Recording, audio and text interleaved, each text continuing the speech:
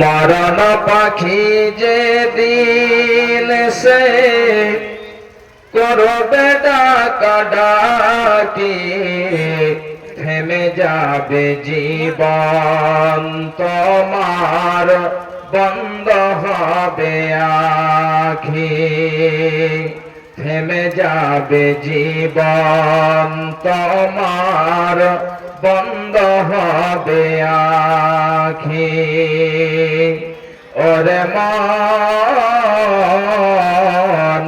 থেমে যাবে জীবন তোমার, বন্ধ হবে আখি। দুনিয়াতে আছো তুমি টাকা পয়সা নিয়ে, দুনিয়াতে আছো তুমি টাকা পয়সা নিয়ে, মরার পরে করবে দাফন সাদা কাফন দিয়ে। যাইবে তুমি খালি হাতে, যাইবে তুমি খালি হাতে, থাকবে পড়ে সবে।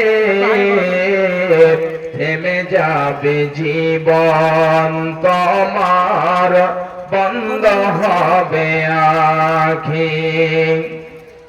থেমে যাবে জীবন তোমার, বন্ধ হবে আখি। আপন ঝুরি কর ভারী, সময় যে আর নাই। আপন ঝুরি কর ভারী, সময় যে আর নাই। মরণ পাখি দিলের ডাক, রবে না উপায়। খাঁচা ছেড়ে উড়ান দেবে, খাঁচা ছেড়ে উড়ান দেবে, কেমনে ধরে রাখি। থেমে যাবে জীবন তোমার, বন্ধ হবে আখি। থেমে যাবে জীবন তোমার, বন্ধ হবে আখি।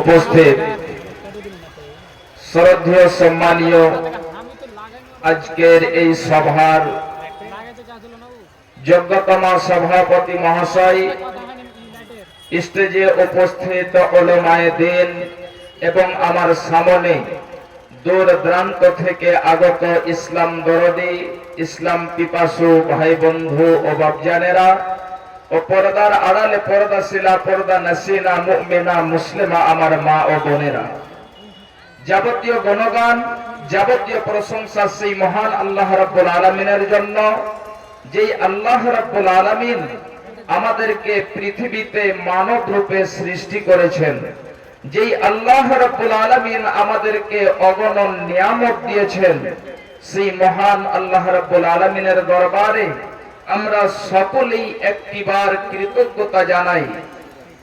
সকলেই মুহাব্বতের সাথে জোরে সরে বলি আলহামদুলিল্লাহ।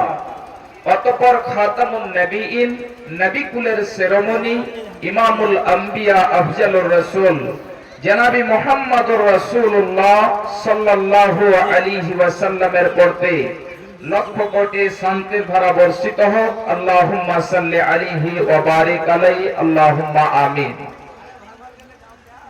আমি আমার ভূমিকাকে লম্বা না করে, এই জন্য সময় খুবই অল্প, সংক্ষিপ্ত সময়, এই সময়ের মধ্যে আলোচনা হবে। আল্লাহ রাব্বুল আলামিন যেন আমাদের সকলকে নেক সালেহ আমল করার তৌফিক দেন। আল্লাহ রাব্বুল আলামিন আমাদেরকে পৃথিবীতে পাঠিয়েছেন, আমরা পৃথিবীতে এসেছি। তাহলে আমাদের এই পৃথিবীতে এসে আমাদেরকে জীবন কেমন করে কাটাতে হবে, আমাদের এই জীবন, আমাদের এই যে বয়স, হায়াত, এটা অনেক দামি, অনেক দামি। সেই বয়সটিকে যদি আপনি এমনিতেই কাটিয়ে দেন, অপচয় করে দেন, তাহলে কাল কিয়ামতের মাঠে আপনাকে সমস্ত জিনিসের হিসাব দিতে হবে। ভাই আমার, মা আমার, বোন আমার, অনেক গুরুত্বপূর্ণ বিষয়। তাহলে আমাদেরকে জীবনটা কেমন করে কাটাতে হবে, আমাদের জীবনটাকে কেমন করে অতিবাহিত করতে হবে, খুব ভালো করে শুনুন। আল্লাহ রাব্বুল আলামিন বলেন, বিসমিল্লাহির রহমানির রহিম, ওয়া আন্না হাযা সিরাতী মুস্তাকিমা ফাত্তাবিউহু ওয়ালা তাত্তাবিউস সুবুল।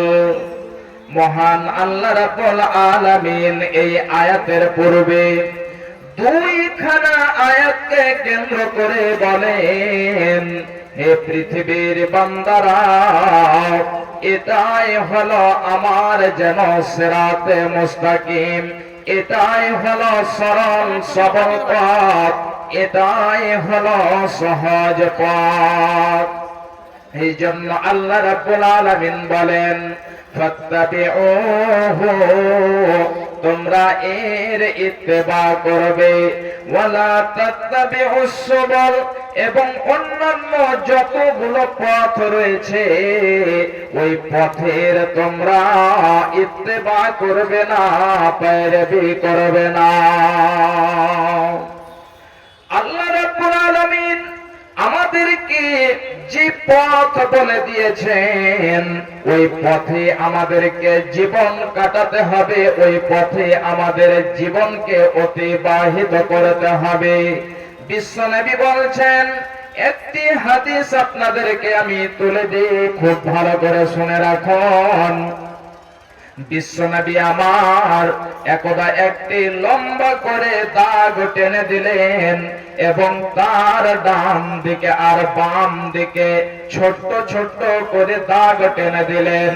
বিশ্বনবী বলছেন, আমি যে লম্বা করে দাগ টেনেছি এটা হলো সোজা পথ, এবং ডান দিকে আর বাম দিকে যে আমি পথগুলো টেনেছি, আমি যে রেখাগুলো টেনেছি, এগুলো হলো শয়তানের পথ।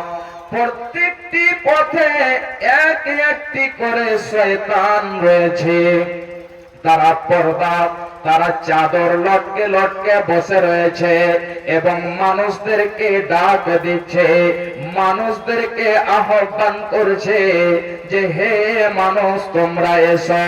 যখন মানুষ তাদের ডাকে সাড়া দেবে, তাদের ডাকে যখন লাব্বাইক বলবে, যখন তাদের ডাকে চলে যাবে, তখন কিন্তু তাদের পথ হারিয়ে যাবে আর তারা পথ খুঁজে পাবে না।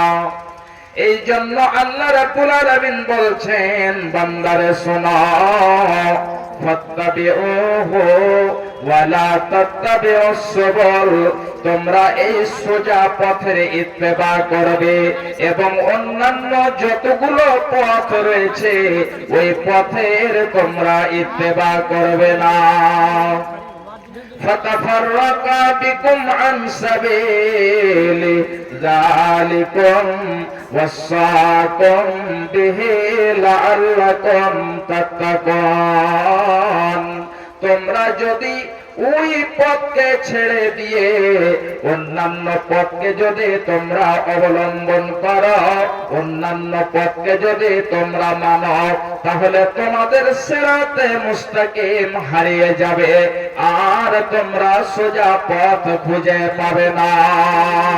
আল্লাহ রাব্বুল আলামিন বলছেন, হে পৃথিবীর মানুষেরা শোনো, আমি তোমাদেরকে এই জন্য ওয়াসিয়াত করলাম যেন তোমরা মুত্তাকি হতে পারো, যেন তোমরা পরহেজগার হতে পারো। আল্লাহ আমাদেরকে কিসের জন্য ওয়াসিয়াত করেছেন?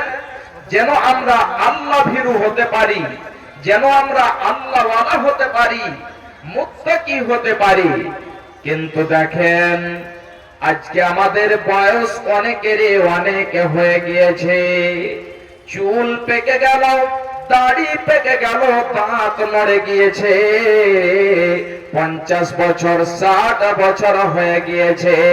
আপনি আপনার অন্তরকে পরীক্ষা করার জন্য আপনি জিজ্ঞাসা করবেন যে হে অন্তর, হে আব্দুল্লাহ, হে আব্দুর রহমান, বলো দেখি তোমার যে এত বয়স কেটে গিয়েছে, তুমি এই বয়সটাকে কোথায় কাটিয়েছ? বাপজান আমার,